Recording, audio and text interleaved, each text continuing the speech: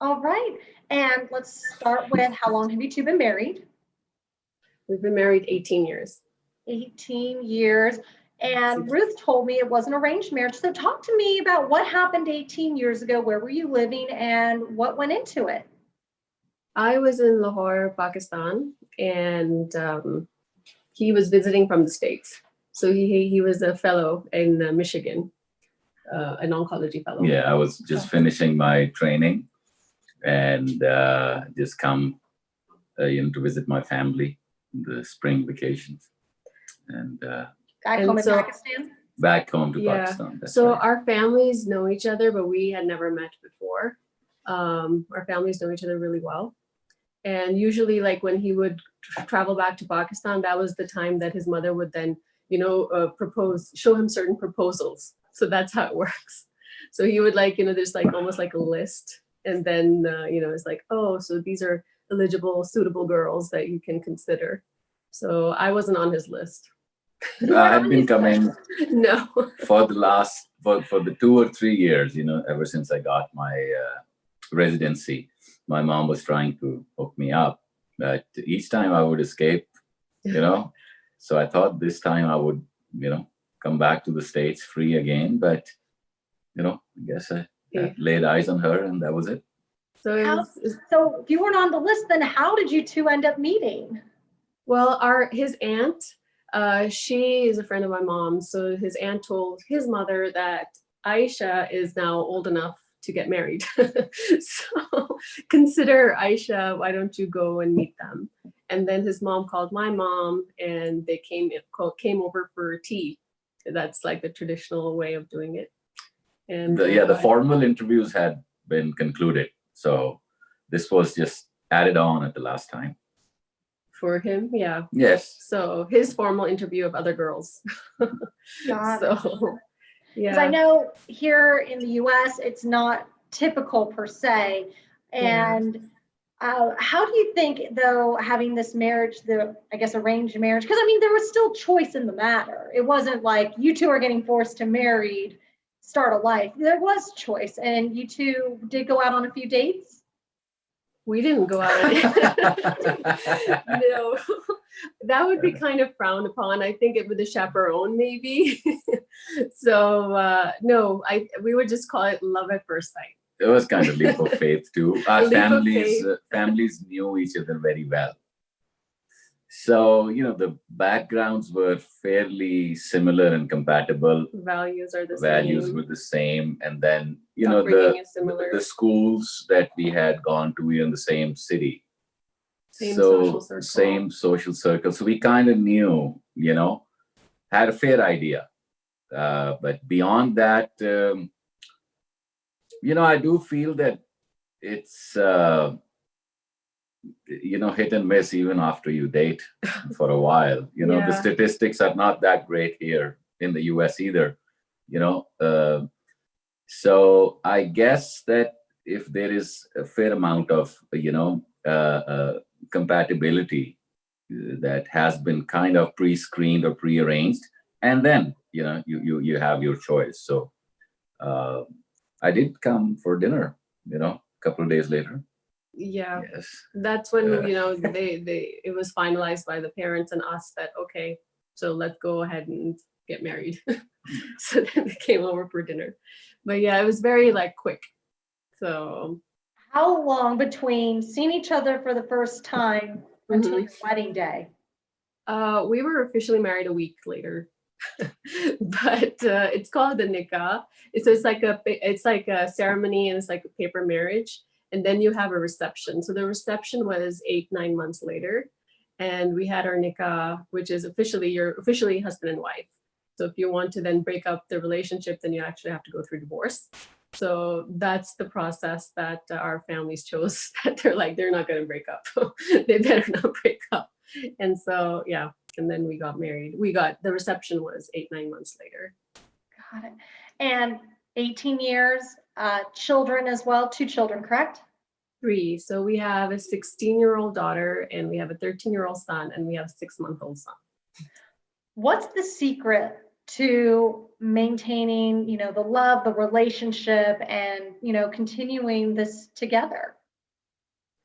I would say number one thing is respect, and then commitment, loyalty, love. Love grows over time. And what else? Absolutely. Yeah. You said everything. So the only thing left is I feel that you have to encourage each other for individual growth. Yeah.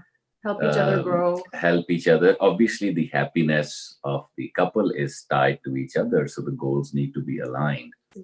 But the individual growth should not be overlooked for each partner.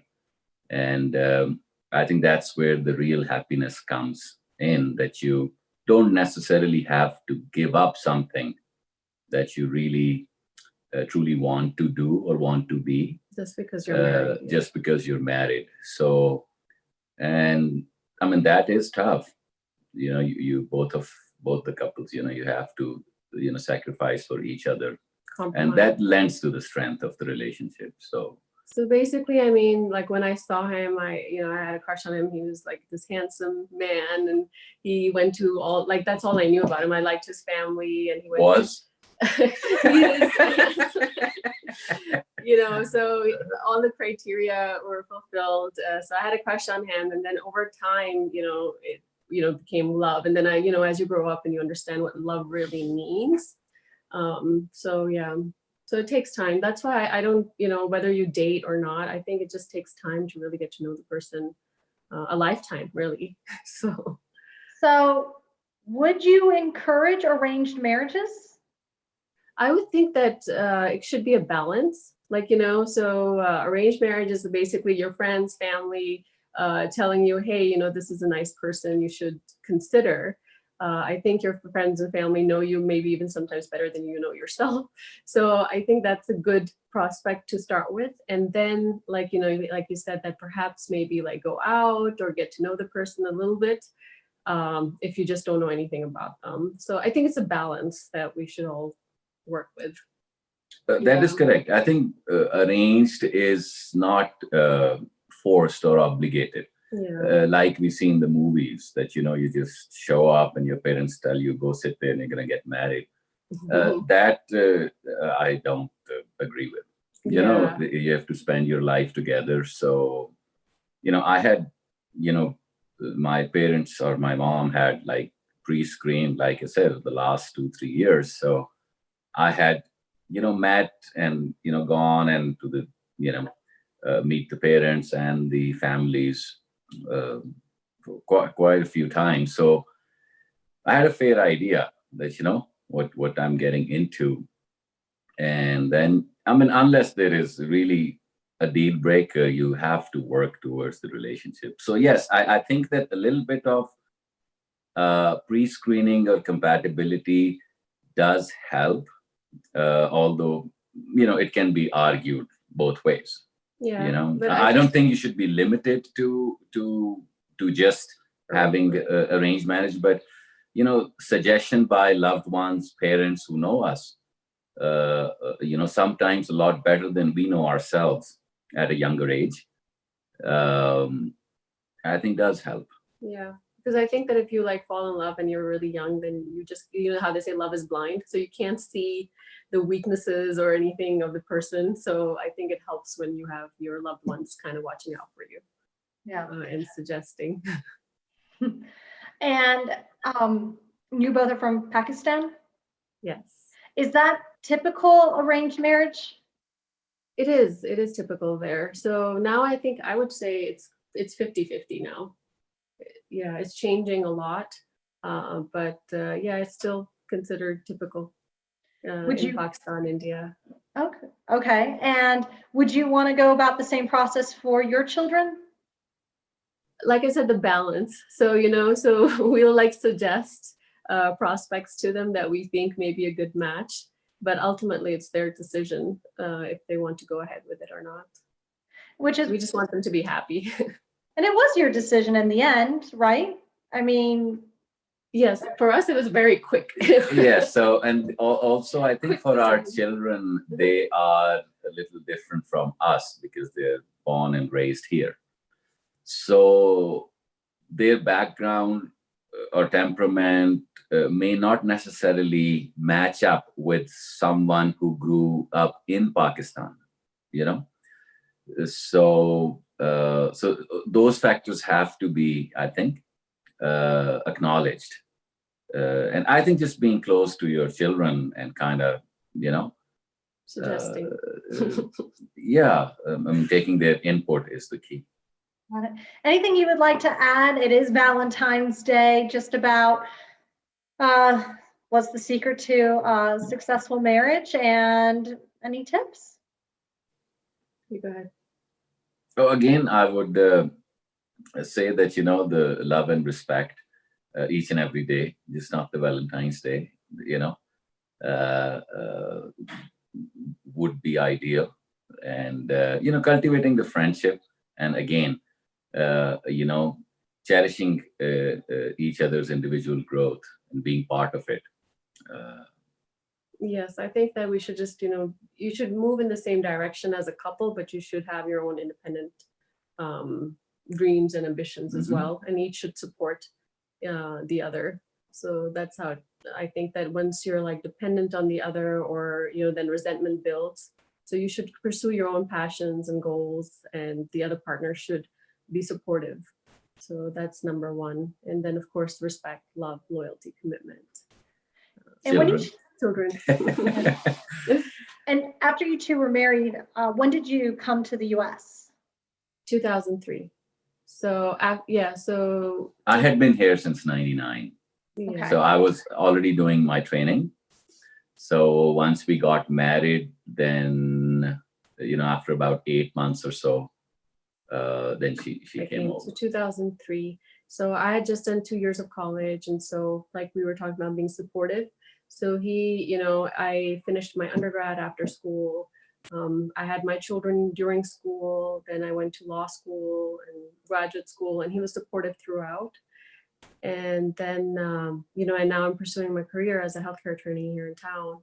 And I don't think I could have done it without his support. So I think that's number one. And even Yeah, I think what has made her Yes. the happiest is, you know, from being dependent to being independent.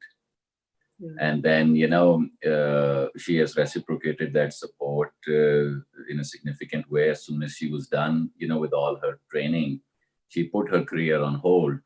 And then we had just moved to Las Vegas. So she helped, and her, you know, background helped us tremendously in setting up my medical practice.